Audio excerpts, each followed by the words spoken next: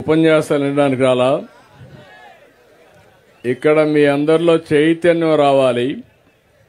Blind గా follow కావడం కాదు, విత్ ప్రూఫ్ ఆఫ్ కాన్సెప్ట్ వాస్తవాల్ని మనం పరిగణలో తీసుకొని వెరీ ఈజీ. నీకు ఇక్కడే రైతాంగం ఉన్నారు, వీళ్ళంతా కూడా పామాయిల్ తీసుకుపోయి వేరేది ఎక్కడ ఇది చేయరు, ఫ్యాక్టరీకి ఇస్తారు. ఏ రైతు ఎంత తయారు చేశాడో ఉంది. ఉన్న తర్వాత ఈ ఊర్లో ఎంత దిగుబడి వచ్చింది లాస్ట్ ఇయర్ నీకు ఐడియా ఉందా?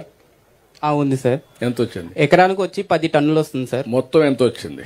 మొత్తం వచ్చేసరికి ఎగ్జాక్ట్ గా ఉతామార్లు వద్దు. ఇంకా 4.